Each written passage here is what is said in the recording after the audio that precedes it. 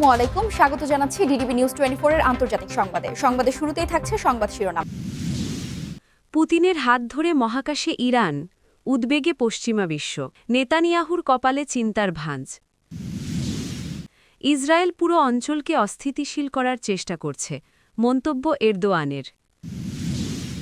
রাশিয়ার গোলাবর্ষণ, উত্তর সীমান্তের সব গ্রাম খালি করার নির্দেশ ইউক্রেনের। রাশিয়ার তেল শোধনাগারে ইউক্রেনের ড্রোন হামলা। হামাসকে ট্রাম্পের কড়া হুঁশিয়ারি। পাল্টা ব্যবস্থা, কানাডার নৌবাহিনীকে সন্ত্রাসী সংগঠন ঘোষণা ইরানের।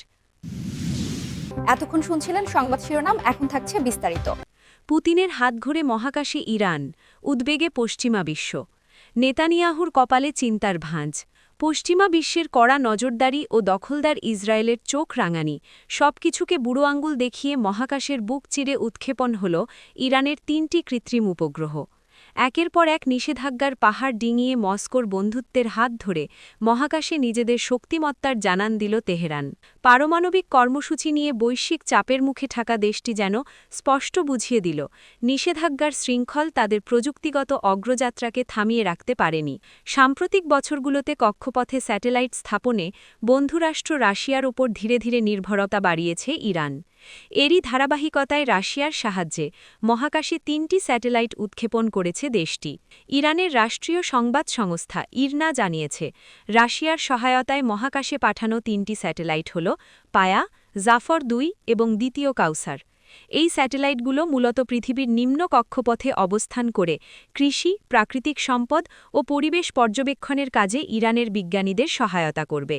রাশিয়ায় নিযুক্ত ইরানের রাষ্ট্রদূত কাজেম জলালি এই অভিযানকে ইরানের বিজ্ঞানীদের এক বিশাল জয় বলেছেন।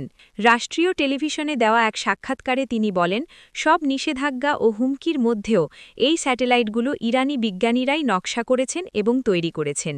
তিনি আরও ইঙ্গিত দেন যে রাশিয়ার সাথে ইরানের এই সহযোগিতা কেবল মহাকাশেই সীমাবদ্ধ নয়, বিভিন্ন ক্ষেত্রে ইরান ও রাশিয়া একসাথে কাজ করছে।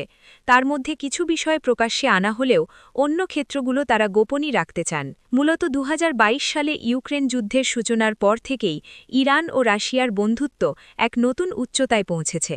যদিও পশ্চিমা দেশগুলোর অভিযোগ, ইরান রাশিয়াকে ক্ষেপণাস্ত্র ও ড্রোন সরবরাহ করে যুদ্ধে সাহায্য করছে, তবে তেহরান বরাবরই এই দাবি অস্বীকার করে আসছে। এই স্যাটেলাইট উৎক্ষেপণ সেই ক্রমবর্ধমান বন্ধুত্বেরই একটি বড় প্রমাণ। ইসরায়েল পুরো অঞ্চলকে অস্থিতিশীল করার চেষ্টা করছে, মন্তব্য এরদোয়ানের। ইসরায়েল মধ্যপ্রাচ্যসহ পুরো অঞ্চলকে অস্থিতিশীল করার তৎপরতা ক্রমান্বয়ে বাড়িয়ে চলেছে বলে মন্তব্য করেছেন তুরস্কের প্রেসিডেন্ট রিসেপ তাইয়েব এরদোয়ান। কুয়েতের যুবরাজ শেখ সাবাহ খালেদ আল সাবাহের সাথে এক ফোনালাপে তিনি এই উদ্বেগ প্রকাশ করেন। এরদোয়ান বলেন, বিচ্ছিন্নবাদী সোমালিল্যান্ডকে স্বীকৃতি দেওয়ার মাধ্যমে ইসরায়েল ওই অঞ্চলের শান্তি ও স্থিতিশীলতা বিঘ্নিত করছে। তিনি সোমালিয়ার আঞ্চলিক অখণ্ডতা বজায় রাখার ওপর গুরুত্বারোপ করে বলেন, এ ধরনের উস্কানিমূলক পদক্ষেপ আঞ্চলিক নিরাপত্তার জন্য হুমকিস্বরূপ। কুয়েতি যুবরাজের সাথে আলাপকালে দুই নেতার মধ্যে দ্বিপাক্ষিক, আঞ্চলিক ও বৈশ্বিক নানা সংকট নিয়ে বিস্তারিত আলোচনা হয়। এরদোয়ান জানান, তুরস্ক ও কুয়েতের মধ্যে বিদ্যমান সম্পর্ক সব ক্ষেত্রে আরও শক্তিশালী করতে আঙ্কারা কাজ করে যাচ্ছে। ভবিষ্যতে এই সহযোগিতা আরও বৃদ্ধি পাবে। গাজা পরিস্থিতি নিয়ে কথা বলার সময় তুর্কি প্রেসিডেন্ট আশা প্রকাশ করেন, স্থায়ী যুদ্ধবিরতি ও শান্তি প্রতিষ্ঠিত হওয়ার পর গাজার পুনর্গঠন প্রক্রিয়া দ্রুত শুরু হবে। এই মানবিক ও অবকাঠামোগত পুনর্গঠন প্রক্রিয়ায় তুরস্ক ও কুয়েতের মধ্যকার পারস্পরিক সহযোগিতা অত্যন্ত গুরুত্বপূর্ণ ভূমিকা পালন করবে। রাশিয়ার গোলাবর্ষণ, উত্তর সীমান্তের সব গ্রাম খালি করার নির্দেশ ইউক্রেনের। রাশিয়ার গোলাবর্ষণের লক্ষ্যবস্তু হয়ে ওঠা উত্তর অঞ্চলের চেরনিহিভ অঞ্চলের সীমান্তবর্তী গ্রামগুলো থেকে বাসিন্দাদের সরিয়ে নেওয়ার নির্দেশ দিয়েছে ইউক্রেনিয়া। মঙ্গলবার এই নির্দেশনা দেওয়া হয়েছে বলে জানিয়েছে দেশটির কর্তৃপক্ষ। ইউক্রেনের এই চেরনিহিভ অঞ্চলটি রাশিয়ার মিত্র বেলারুসের সাথে সীমান্তবর্তী। সেখানে একের পর এক রুশ হামলার প্রেক্ষাপটে পরিস্থিতি ক্রমেই উদ্বেগজনক হয়ে উঠেছে। এ বিষয়ে চেরনিহিভ অঞ্চলের প্রধান ভিয়াচেস্লাভ চাউস বলেন, প্রতিরক্ষা পরিষদের বৈঠকে সীমান্তবর্তী ১৪টি গ্রাম থেকে বাধ্যতামূলকভাবে বাসিন্দাদের সরিয়ে নেওয়ার সিদ্ধান্ত নেওয়া হয়েছে। তিনি আরও বলেন, সীমান্ত এলাকা প্রতিদিনই গোলাবর্ষণের শিকার হচ্ছে। বাস্তব ও গুরুতর হুমকি থাকা সত্ত্বেও এখনও সেখানে প্রায় ৩০০ মানুষ বসবাস করছেন। ইউক্রেনীয় কর্তৃপক্ষ জানিয়েছে, নাগরিকদের সুরক্ষা নিশ্চিত করতেই এই সিদ্ধান্ত নেওয়া হয়েছে এবং দ্রুত সময়ের মধ্যে নির্ধারিত গ্রামগুলো থেকে সবাইকে নিরাপদ স্থানে সরিয়ে নেওয়া হবে। এর আগে রাশিয়ার প্রেসিডেন্ট পুতিনের একটি বাসভবন লক্ষ্য করে ড্রোন হামলা চালানো হয়েছে বলে জানায় ক্রেমলিন। সোমবার এই হামলা চালানো হয়েছে বলে জানান রুশ পররাষ্ট্রমন্ত্রী সার্গেই লাভরভ। তিনি এই হামলার জন্য ইউক্রেনকে দায়ী করেছেন, তবে কিয়েভ এই অভিযোগ প্রত্যাখ্যান করেছে।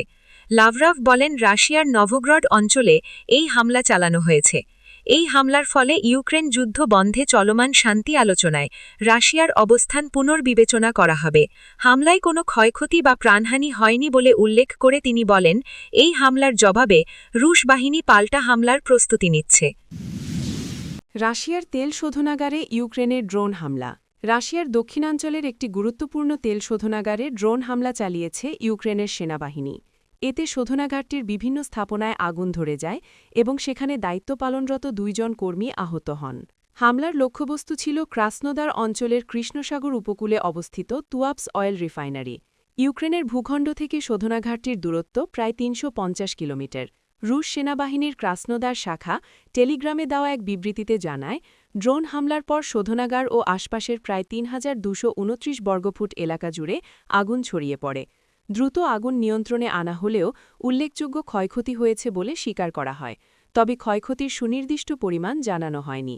রাষ্ট্রায়ত্ত তেল কোম্পানি রোসনেফটের মালিকানাধীন তুয়াপস শোধনাগারটি কৃষ্ণ ও আজব সাগর অঞ্চলের অন্যতম বৃহৎ ও কৌশলগতভাবে গুরুত্বপূর্ণ স্থাপনা হিসেবে পরিচিত।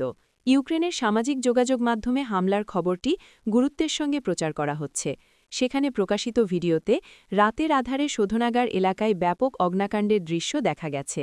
তবে এ বিষয়ে এখন পর্যন্ত ইউক্রেনের সরকার বা প্রতিরক্ষা বাহিনীর পক্ষ থেকে কোনো আনুষ্ঠানিক মন্তব্য পাওয়া যায়নি। উল্লেখ্য, গত ৪ বছর ধরে রাশিয়া ও ইউক্রেনের মধ্যে চলমান যুদ্ধে রাশিয়া নিয়মিতভাবে ইউক্রেনের বিদ্যুৎ উৎপাদন ও সরবরাহ ব্যবস্থায় হামলা চালিয়ে আসছে। পাল্টা প্রতিক্রিয়ায় ইউক্রেন রাশিয়ার তেল উত্তোলন ও পরিশোধন অবকাঠামোকে লক্ষ্যবস্তু করছে। হামাসকে ট্রাম্পের কড়া হুঁশিয়ারি। হামাসকে অস্ত্র সমর্পণের জন্য শেষ সময়সীমা বেঁধে দিয়েছেন মার্কিন প্রেসিডেন্ট ডোনাল্ড ট্রাম্প। হুঁশিয়ারি দিয়ে তিনি বলেছেন, হামাসকে অত্যন্ত স্বল্প সময়ের মধ্যে নিরস্ত্রীকরণ করতে হবে, অন্যথায় তাদের চরম মূল্য দিতে হবে। ট্রাম্প সতর্ক করে বলেন, যদি গোষ্ঠীটি তাদের দেওয়া প্রতিশ্রুতি অনুযায়ী অস্ত্র ত্যাগ না করে, তবে তাদের জন্য ভয়াবহ পরিস্থিতি অপেক্ষা করছে। এই পরিণতির ব্যাখ্যা দিতে গিয়ে ট্রাম্প ইঙ্গিত দেন, মধ্যপ্রাচ্যের দেশগুলোসহ যারা এই যুদ্ধবিরতিকে সমর্থন করেছে, তারাই প্রয়োজনে হামাসকে নির্মূল করবে। গত অক্টোবরের শুরুর দিকে ট্রাম্প প্রস্তাবিত ২০ দফার শান্তি পরিকল্পনার আওতায় ইসরায়েল ও হামাস যুদ্ধবিরতিতে সম্মত হয়।